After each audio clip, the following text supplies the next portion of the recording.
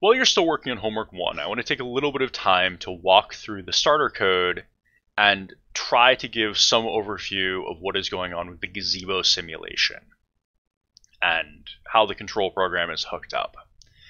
So when we're talking about simulating a robot, we're talking about two pieces,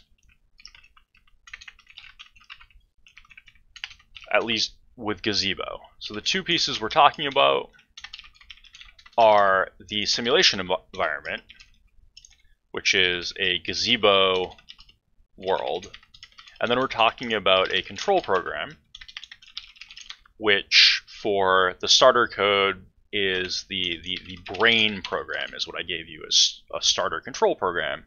And these are the two pieces that you need to have to run a simulated robot in Gazebo.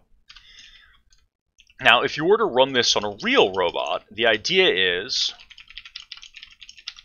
that we can develop a control program, test it in simulation, and then easily move that control program from the simulated robot and the simulated world over to the real robot operating in the real world. That's the goal. We don't have real robots that we're working on quite yet, but hopefully by the end of the class we'll have a simulated robot set up for the Ranger robot, and we really will be able to do the operation of writing control programs for simulation and then running them on a physical robot. The big constraint on getting that to work for the Ranger is I'm going to have to try to get the TAs to write an Arduino simulator for Gazebo, which should be a ton of fun, but we'll see if we have time to actually make that work out. We may have to have slightly different setups. We'll see what happens. In any case, I want to talk about the starter code that we have right now, which is nowhere near as exciting as all that.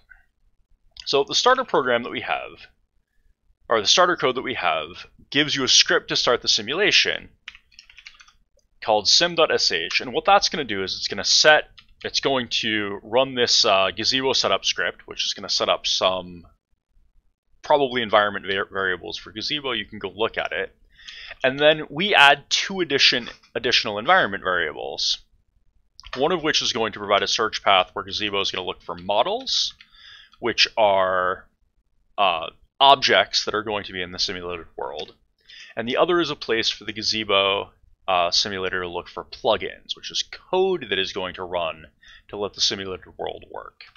Then we'll run Gazebo, and we're going to run it on this world file. So let's go ahead and take a look at that world file. So over in worlds, hw1.world, we have a XML file. So this XML file is in this SDF format, which is what Gazebo uses for defining all kinds of things. But here in this SDF file, we are saying that we have a world named default. That's exciting. And then in the world, we have a bunch of stuff. And the way we have stuff is we are including models. First thing that we are including is a light source. That's probably important. A ground plane. That's the black surface the robot's driving around on. We include this checkerboard thing, which just provides a visual indicator of where the robot's supposed to drive. And then we have a bunch of brick wall segments. And then I included a giant pile of fire hydrants.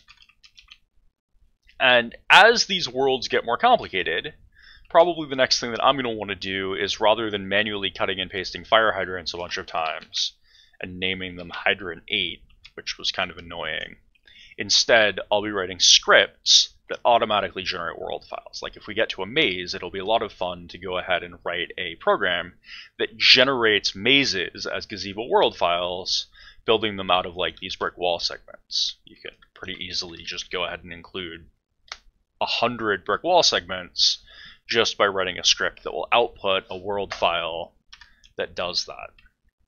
In addition to the geometry of the world and the lighting of the world, which is what all that stuff is, there's one more thing in here, and that is a model named Teapot0.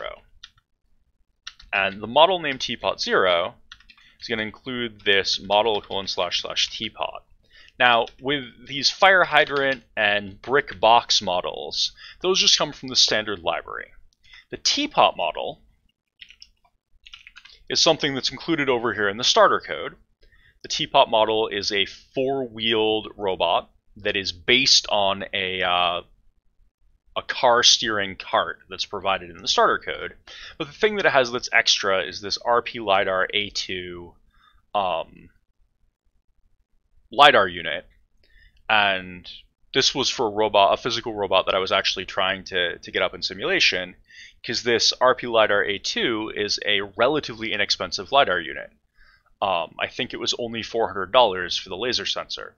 And for a robotics research laser sensor, that would be pretty cheap. Unfortunately, it's not cheap enough that we can use them this semester physically, because I don't have any great budget for buying laser sensors, and I can't quite tell you guys that required classroom supplies is a robot plus a $400 sensor to put on the robot. But if you really want to go get one, they're a cool sensor. In any case, the model includes the structure of the robot, and it includes this laser sensor. And the laser sensor has a plugin that is going to specify the behavior of the sensor. But the other thing that's going on here is we have a second plugin called teapot control, and that's loading this shared object file. And this is the code that runs to implement a bunch of the other functionality in the robot. So this robot has 4 things that need code, and the things that need code on this robot in Gazebo are sensors and actuators. So we have 2 sensors. We have the LiDAR sensor, and that's managed by the LiDAR plugin that's included through this teapot model. But we also have a pose sensor, which is going to say exactly where the robot is. And you'll note that every single object in this world file has this pose thing. This is specifying the X, Y, Z, and then 3 rotation angles for every object in the simulation. And the pose sensor that the robot's going to provide is going to tell you sort of those 6 values. Well, it would if it were a 3D pose. It's a 2D pose, so it's 3 values, X, Y, and then a single angle. So I'm not super excited by looking at teapot. It's just a box with wheels.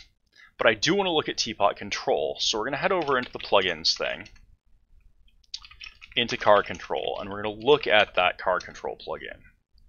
So this is what a model plugin looks like for Gazebo. This is a C++ file where we have a class that extends model plugin.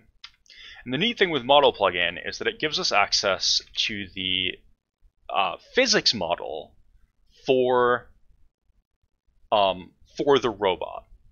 So we can go ahead and find all the physics joints, and we can do things like for every drive wheel, we can go ahead and set the velocity target of the wheel rotation to values, and we've got like some PID controllers and stuff in here that allow it to try to hit those target values, therefore giving us this sort of high-level meters per second goal speed situation to whatever extent that actually works.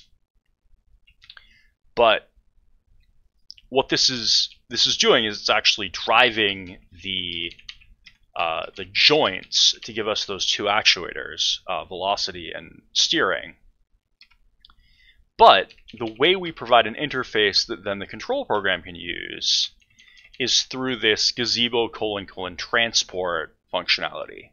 And Gazebo is providing this publisher-subscriber message bus sort of situation where any program, be it one of these plugins or a control program that is connected up to Gazebo, is able to either subscribe to or publish messages on topics. So if we go ahead and run Gazebo, let me see if I can do this without breaking anything. We're going to go ahead and start up our sim. It broke. We're going to start up our sim. And you can see that we have our sim here. Let me throw it over under Emacs. It's on top of Emacs. That's fine. We don't need it. We don't need Emacs right now. But if I then open up a new tab over here and I type GZ, that's the Gazebo sort of quick command line client. And one thing that we can do is say gz topic -L for list. And that's going to give us a list of all the sort of publisher subscriber message bus topics that we have. And that includes all of these topics, which are the topics that are related to the teapot robot model. And the ones that we especially care about are pose, which is our pose sensor, and then turn command and velocity command. Those three things are defined by this car control plugin. If we go ahead back over to car control, we can see that in our load method, this is the sort of when this model is loaded into Gazebo and starts getting, before it starts getting simulated, this is going to do the setup. So we can see in here that it's doing some stuff. It's trying to find particular joints and things. But we're also doing this thing where we're going to set up velocity command topics. And so this tilde is shorthand for Gazebo default. Model name is teapot0. And then we stick on vel command. And so this here, Gazebo default teapot0 vel command, is the string that we're getting here, vel command topic. Then we are doing this node subscribe. This node is the sort of the node in the pub subsystem where we can then do our communication. And we're going to say that whenever there is a message on the velocity command target, we would like a callback at our onVel command method in this object, which is right down here. And of course, what we do when we get a velocity command is we're going to set speed. Similarly, when we get a message on the turn command, we're going to set our turn. And then occasionally we're going to publish on the pose topic, that's this one down here, our coordinates. And I guess what we're actually publishing is a full XYZ position in 3 space, and we're publishing a quaternion for our angle in space.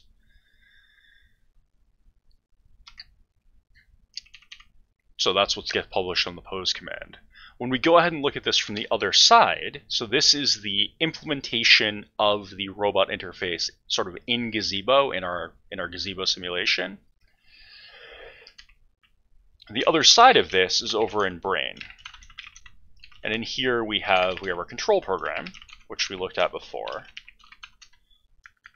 Not terribly exciting, but it's implemented through this robot structure. So if we go look at our robot.cc, the robot is using Gazebo transport, just like over in the car control plugin. The other side of that, here we are going to send messages from our control program on teapot turn command, teapot velocity command, and we're going to subscribe. Well, it subscribes to the laser scanner. It needs that, but it's also subscribing to this pose message. And then anytime we get a pose message,